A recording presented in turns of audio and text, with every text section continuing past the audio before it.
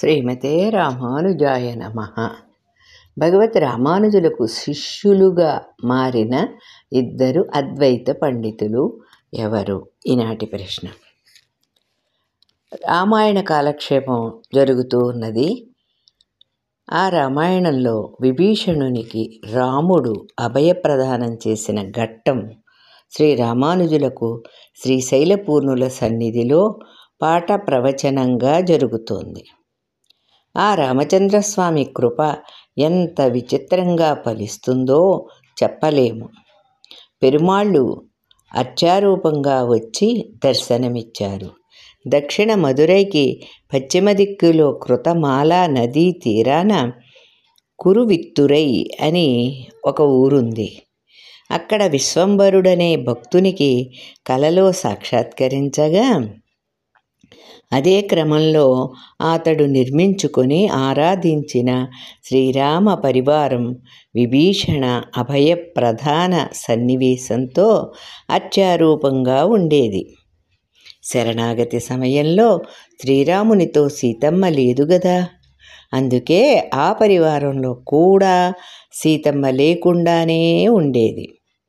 ఒకరోజు ఆపాకకు అగ్ని ప్రమాదం కలిగింది. పరిస్థితి కొంత చికాకుగా మారింది. అప్పుడు ఒక భక్తుడిలో ఆవేశం కలిగి, నన్ను తిరుమల క్షేత్రానికి చేర్చండి అని స్వామి చెప్పాడు.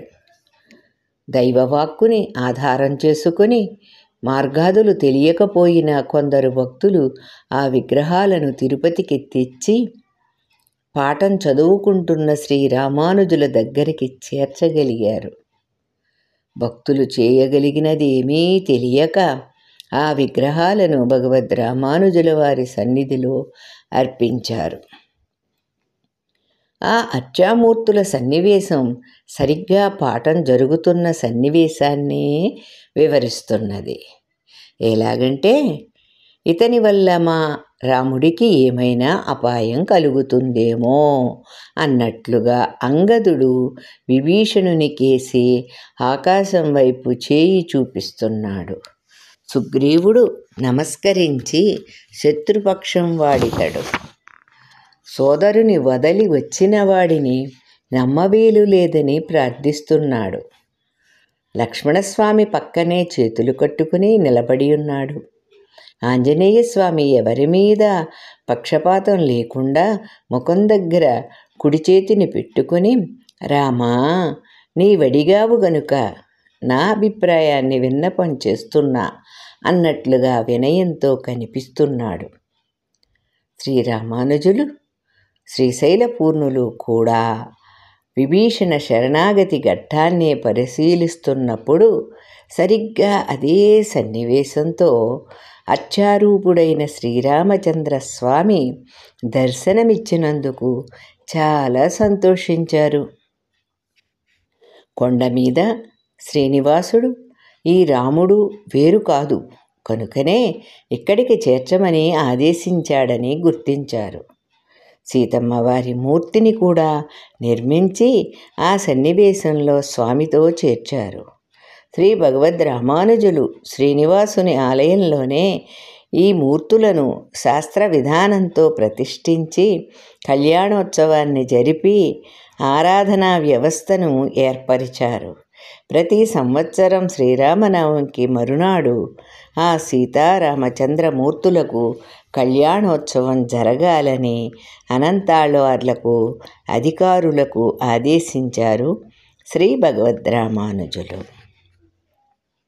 తరువాత శ్రీ గోవిందరాజ పెరుమాళ్ళు విశాలమైన మూల విగ్రహ నిర్మాణం పూర్తయిన తరువాత ఆ గోవిందరాజస్వామికి పట్టమహిషిగా భూదేవికి ప్రతిరూపమైన శ్రీ గోదాదేవి యొక్క మూర్తిని స్వామికి దక్షిణ భాగంలో ప్రతిష్ఠించారు శ్రీరామానుజులు.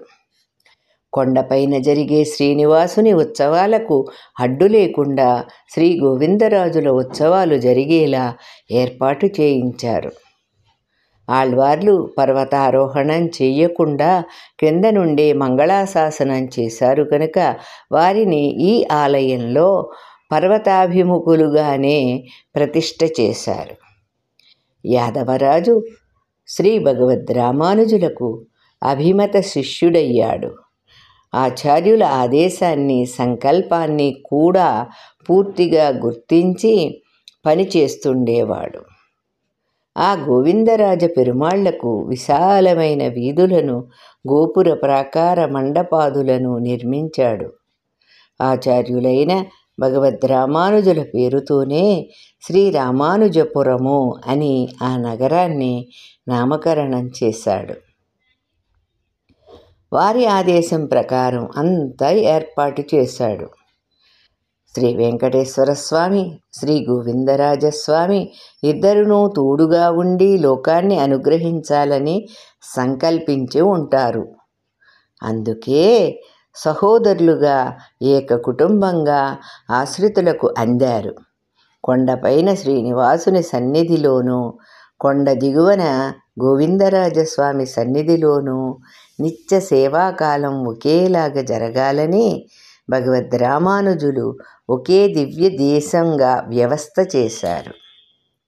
తిల్లై తిరుచిత్తరకూటం అనే దివ్య దేశాన్ని కులశేఖరాళ్వార్లు, తిరుమంగయ్యాళ్వార్లు ఇద్దరు పాడారు.